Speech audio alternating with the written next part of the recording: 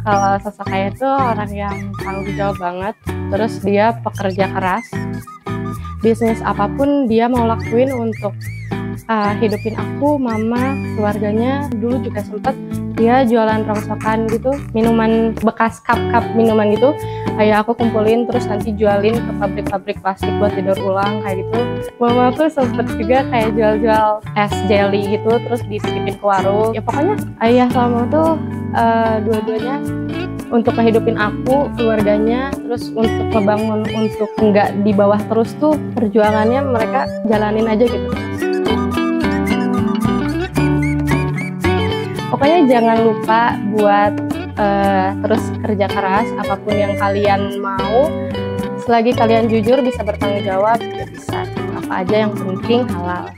Untuk nama usahanya itu Divasco gitu. Jadi kenapa namanya Divasco gitu? Karena ayah itu dulu sebenarnya sih usahanya udah usaha sapi aja gitu, nggak ada nama atau apa gitu. Tapi karena ya udah anaknya aku, terus mungkin usahanya nanti untuk aku gitu. Jadi ayah aku kasih nama Divasco gitu, biar kayak sapinya Diva gitu.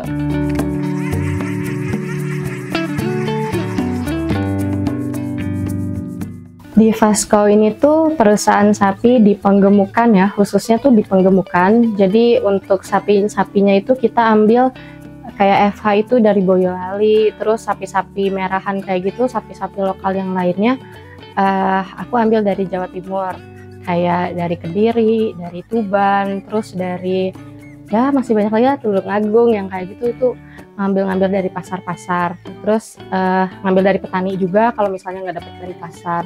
Nah untuk panennya biasanya itu 3 bulan sekali kita pilih-pilih sapi yang udah dipotong kayak gitu. Tapi putaran per harinya juga ada kalau misalnya ada request dari kayak jagal atau dari orang-orang yang pengen motong gitu dari jongkok kayak gitu. Kalau emang mau potong bisa kita nanti cari kayak gitu. Tapi nanti kita pilih-pilih kayak nimbang-nimbangnya 3 bulan sekali itu kita nimbang-nimbang sapi lagi. Per 3 bulan sekali timbang. Tapi kadang lewat dari situ juga suka, atau sebelum itu juga suka gitu. Tergantung kesibukan di kandangnya sih, karena pekerjaannya kan nggak banyak juga gitu. Jadi aktivitasnya nggak mungkin dilangsungin semuanya gitu. Sampai sekarang pun yang kerja masih suka kayak sampai malam pun masih gitu. Jadi aku mau belajar untuk mengurangi itu aja gitu. Untuk kapasitasnya itu 150 sampai 200-an sapinya. Terus kalau karyawannya itu aku ada sekitar 8 orang.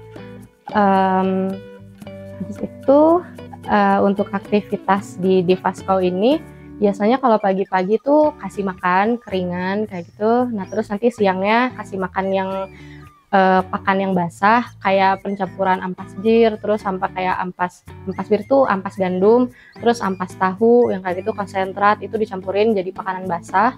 Terus nanti sore lagi nanti dikasih lagi kayak makanan-makanan kering kayak apa tuh daun jagung, terus kalau enggak rumput gajah kalau di sini sebutnya gitu. Terus kalau untuk mandinya kita mandi setiap hari sih sapinya gitu.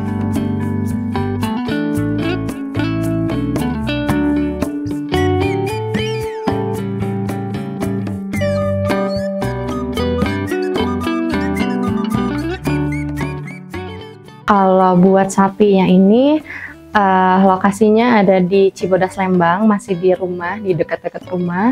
Kalau sosok ayah itu orang yang tanggung jawab banget, terus dia pekerja keras. Bisnis apapun dia mau lakuin untuk hidupin aku, mama, keluarganya, karyawan. Aduh, aku suka nangis. Terus sampai bisnis apapun dia kerjain. Dulu juga sempat waktu SD, aku gak inget sih, karena akunya juga masih kecil banget. Dia jualan rongsokan gitu, kayak minuman apa sih, bekas cup minuman gitu. Kayak aku kumpulin terus nanti jualin ke pabrik-pabrik plastik buat tidur ulang kayak gitu. Terus mama juga sempet kayak jual-jual, aduh sedih ya. Mama aku sempet juga kayak jual-jual es jelly gitu, terus dititipin ke warung. Terus mama aku sempat jual-jual makanan kerupuk kayak gitu, terus yang balan besar, terus mama aku packing jadi kecil-kecil buat dikirimin ke warung, kasihin ke reseller kayak gitu. Pernah sampai ya pokoknya ayah sama mama tuh dua-duanya untuk ngehidupin aku, keluarganya, terus untuk ngebangun untuk nggak di bawah terus tuh, perjuangannya mereka jalanin aja gitu terus semuanya gitu. Jadi sosok orang tua aku tuh benar-benar orang-orang yang baik, orang-orang yang bertanggung jawab, orang yang kerja keras, nggak gengsi. Untuk pencapaian aku sih udah pasti itu, aku pengen banggain orang tua karena aku juga anak tunggal kan, kayak ya mau gak mau emang ya aku harapan mereka gitu. Nah itu, terus aku juga pengen bikin karyawan aku tuh nyaman gitu kalau kerja.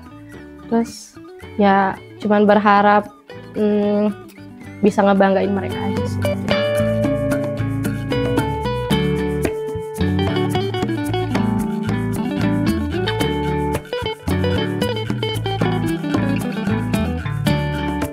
Aku umurnya 20 tahun nanti Oktober.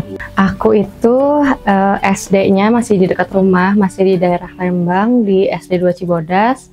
Terus SMP aku SMP 1 Lembang, SMA-nya aku pindah ke Bandung di SMA Lab School, SMA swasta. Terus sekarang aku lagi kuliah di Universitas Widyatama, jurusan S1 Manajemen. Kenapa harus Sapi? Karena letaknya juga ya, karena di pegunungan gitu. Terus karena emang udah dari kakeknya ayah, orang tua ayah itu dulu dipeternakan sama perkebunan gitu. Jadi Lembang itu ya sapi perah, sapi potong, perkebunan gitu. Karena emang udah tempatnya kayak gitu. Jadi ya kita mau gak mau ya terusinnya sapi terus perkebunan gitu.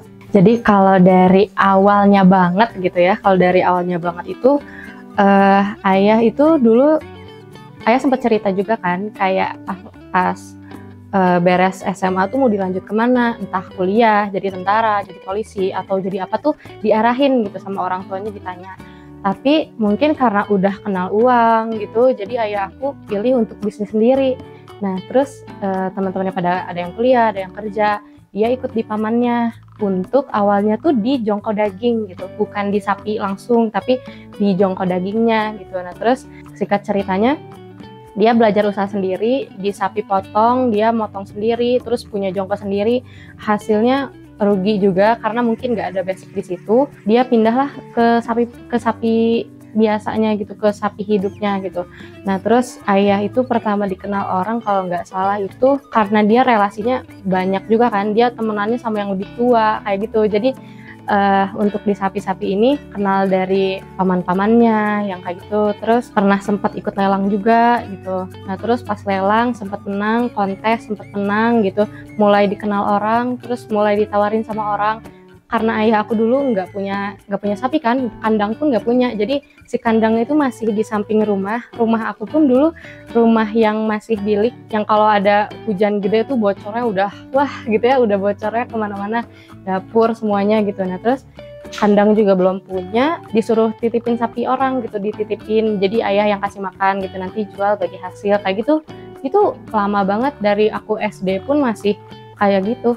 Waktu aku SD sekitar kelas 3-4an, karena seingat aku waktu aku kelas 5, kelas 6 itu aku udah dibawa-bawa ayah, terus ayah udah bikin kandang. Cuman bikin kandangnya pun kalau nggak salah itu partneran gitu sama orang. Jadi kayak letaknya di sini, kandangnya di sini, nanti sapinya dari siapa, berdua atau dari siapa lagi gitu, banyak. Nah dulu kayak gitu terus sampai akhirnya dapat tender, dapat lelang, terus makin banyak orang yang kenal juga gitu, nambah. Jadi kayak dari 5 ekor, 10 ekor, 20 ekor gitu. Terus untuk kurban jadi makin banyak juga gitu. Jadinya terus aja sampai sekarang gitu, sampai punya kapasitas ini. Bikin kandang sekarang pun nggak langsung gede kayak gitu. Sempet ketipu dulu orang, ditawarin tender yang besar ternyata ditipu orang, masih tetap kayak gitu. Karena aku waktu SD masih suka ikut-ikut ayah, jadi kayak sempet ya udahlah tahu-tahu aja sapinya gitu, tapi aku nggak pernah terjun. Nah aku itu terjunnya karena awalnya itu tahun 2020 waktu aku kurban. Jadi waktu kurban itu aku cuma nemenin mama doang, kayak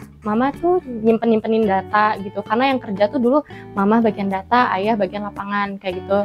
Nah karena mama kan akuntansi juga gitu, jadi dia sempat bantuin untuk si pembukuannya. Tahun 2020 itu aku bantuin mama sama ayah, kayak cuman nulis doang udah, terus nanti liatin doang udah, kayak cuman gitu-gitu doang.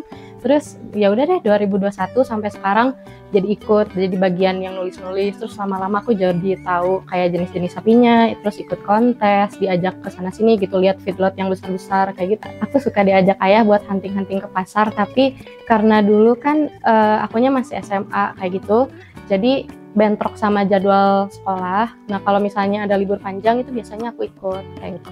Aku sempat beberapa kali sih tahu pasar-pasar juga.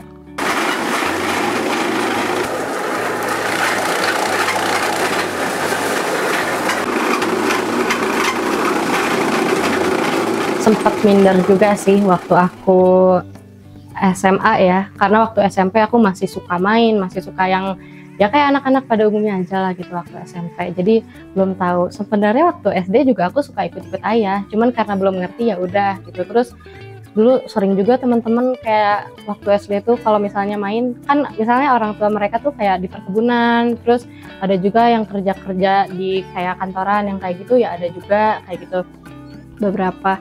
Nah terus aku di peternakan, aku rasa cuma aku doang kalau nggak salah waktu SD. Terus suka kayak agak dibully lah gitu sama teman-teman SD, kayak bapaknya cuma tukang sapi doang gitu-gitu. Nah terus aku kayak nggak ngerti kan waktu SD, ya udah gitu, sapi doang tuh gitu. Waktu SMP karena lihat orang tua teman-teman aku juga nggak ada yang di peternakan, jadi aku nggak bahas tentang pekerjaan orang tua atau apa gitu, ya udah aja. Pas SMA tuh masa-masanya kayak aku kaget sih, karena biasa kayak cuman di Lembang-Lembang doang gitu, bukan yang kota banget kayak gitu. Tiba-tiba aku agak ke tengah tuh, agak ke kota dikit, terus lihat teman-teman wah mainnya makin jauh lagi gitu, terus orang tuanya pekerjaannya makin jauh lagi. Dari situ aku sebenarnya bukan minder, tapi lebih ke kayak ya udahlah mungkin nggak perlu dibahas gitu.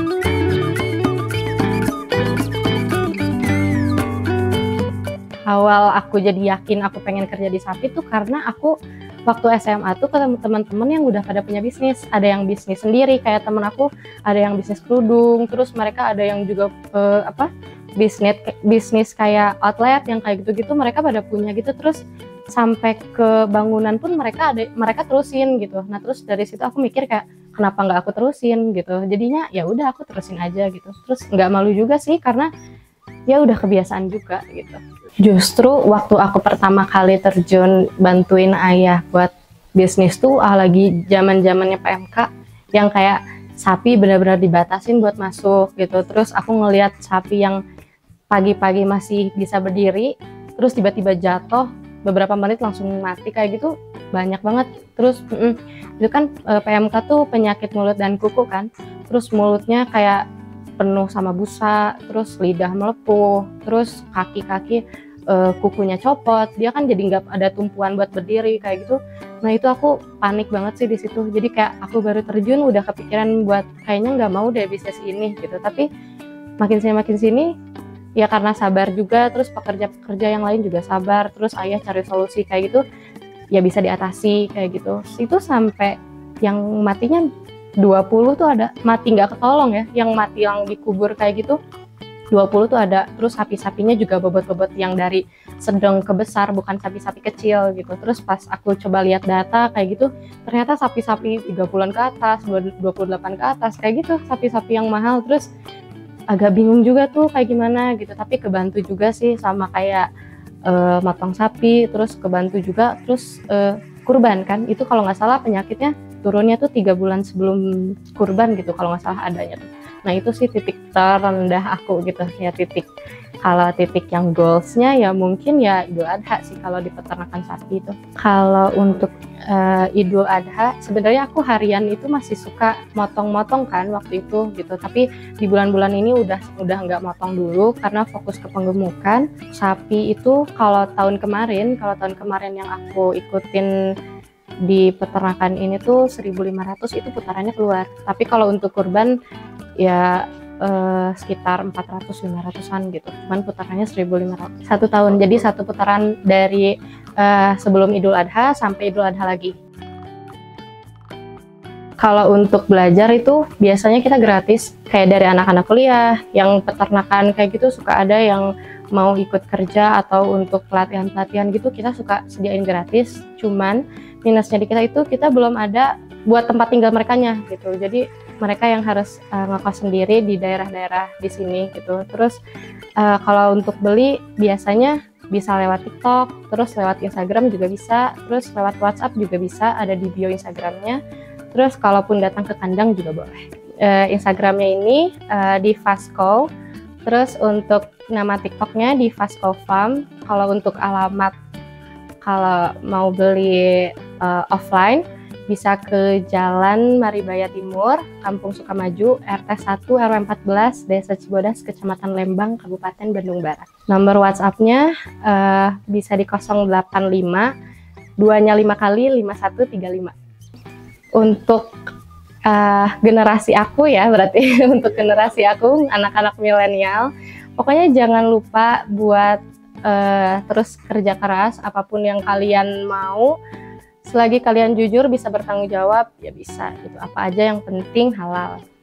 Jangan lupa buat subscribe channel 1000 Mimpi, karena di situ kalian bisa belajar gimana caranya jadi owner. Kalian bisa juga belajar untuk kuat gitu dari titik terendah sampai kalian dapat goalsnya gitu. Kalian bisa belajar dari channel ini. Jangan lupa subscribe channel 1000 Mimpi.